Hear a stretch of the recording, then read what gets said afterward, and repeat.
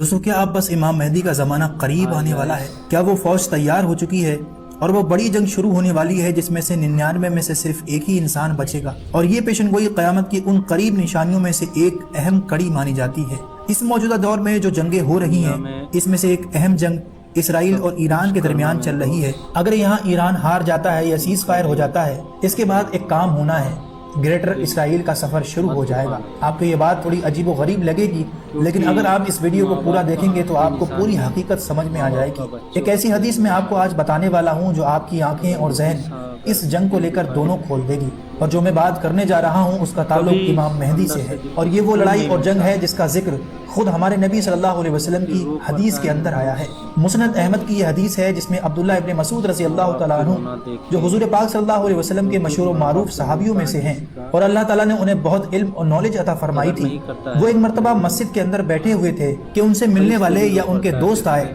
اور بھاگتے ہوئے آئے، اور ان کے ایسے آنے کی یہ وجہ تھی کہ ایک سرخ آندھی آئی تھی، اور آندھی آنے پر انہیں ایسا لگا کہ عبداللہ ابن مسعود ایسا لگتا ہے کہ قیامت آ گئی ہو، اور ان کی پکار یہی تھی کہ قیامت قریب آ گئی ہے، قیامت قریب آ گئی ہے۔ تو عبداللہ ابن مسعود رضی اللہ تعالیٰ عنہ اچانک کھڑے ہو گئے اور ارشاد فرمایا کہ قیامت اس وقت تک قائم نہ ہوگی جب تک کہ میراث کی تقسیم نہ ہو جائے، اور دوسری بات مال غنیمت پر کوئی خوشی نہ ہو۔ یعنی اس کا مطلب یہ تھا کہ اتنے لوگ مارے جائیں گے کہ ان کی وراثت لینے والا ان کے بچے ہوئے مال سے حصہ لینے والا کوئی باقی نہ ہوگا، اور دوسری طرف مال غنیمت تو ہوگا لیکن مال غنیمت کو لینے والے لوگ وہاں موجود نہیں ہوں گے۔ یہ بات فرمانے کے بعد عبداللہ ابن مسعود رضی اللہ تعالیٰ عنہ نے کہا کہ ایک دشمن ہوگا جو اہل اسلام کے خلاف اپنی ایک فوج جمع کرے گا،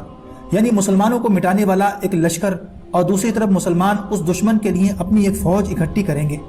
یعنی ایک طرف اسلام ہوگا اور ایک طرف اسلام کو مٹانے والا لشکر ہوگا۔ یہ دونوں آمنے سامنے ہوں گے اور ان دونوں کے درمیان جو لڑائی ہوگی وہ انتہائی خطرناک ہوگی۔ 3 دن تک ایسا ہوگا کہ مسلمان اپنا لشکر روانہ کریں گے جو موت پر بیعت کر کے گیا ہوگا، یعنی یا تو فتح ہوگی یا پھر شہادت، اور 3 دن تک لگاتار یہ لڑائی لڑنے والے جائیں گے اور شام ہو جائے گی اور ان لڑنے والوں کو شکست ہوگی، یعنی یہ ہار جائیں گے۔ اسلام کی جو فوج ہوگی اسے 3 دن تک لگاتار ہار کا سامنا کرنا پڑے گا، اور پھر چوتھا دن آئے گا اللہ تعالیٰ انہیں اہل اسلام کو فتح دے گا، اور یہ جنگ ایسی جنگ ہوگی کہ اس سے پہلے کسی نے ایسی جنگ نہیں دیکھی ہوگی۔ اور پھر فرمایا اتنی لاشیں ہوں گی کہ ایک پرندہ اڑے گا اور اڑ کر وہ ان لاشوں کو پار کرنا چاہے گا تو وہ پرندہ ان کو پار نہیں کر پائے گا، لاشوں کا اس قدر انبار ہوگا، یہاں تک کہ پرندہ بھی گر پڑے گا۔ اور پھر اسی روایت میں ہے کہ لوگ اپنے عزیز اور رشتہ داروں کو ان لاشوں میں تلاش کریں گے، اور جب باپ داداؤں کی اولادوں میں شمار کیا جائے گا، مطلب اگر کسی گھر میں 100 لوگ ہوں گے تو ان میں سے 99 اس جنگ میں مار دیے جائیں گے۔ اب اس سے تو ایسا ہی لگتا ہے کہ یہ کوئی ہولناک ایٹمی ٹائپ کی جنگ ہوگی جس میں اتنے بڑے پیمانے پر تباہی ہوگی کہ 100 میں سے 99 مار دیے جائیں گے، اور اس کے اثرات ابھی حال ہی کی جنگوں میں نظر آنا شروع بھی ہو گئے ہیں۔ اور اسی درمیان جب سب کچھ چل رہا ہوگا ایک چیخنے والا آواز لگائے گا، اور یہ آواز بہت بلند اور تیز ہوگی، اور وہ یہ آواز یہ ہوگی کہ تمہارے پیچھے دجال تمہارے گھر والوں میں تمہارے بچوں تک پہنچ گیا ہے۔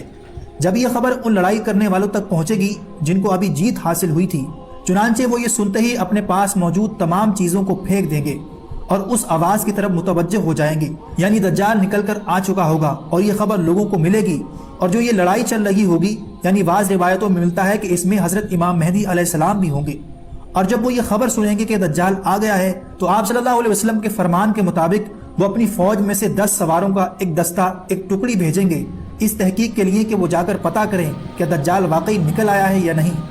پھر آپ صلی اللہ علیہ وسلم نے فرمایا وہ سوار جو دجال کا پتہ کرنے کے لیے جائیں گے، میں ان کے نام کو جانتا ہوں، میں ان کے باپ داداؤں کے نام کو بھی جانتا ہوں، اور جن گھوڑوں پر وہ سوار ہوں گے ان کے رنگ بھی جانتا ہوں،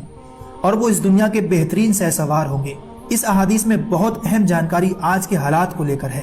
اور ایک بڑے یہودی صحافی کا کہنا ہے کہ ایران کے بعد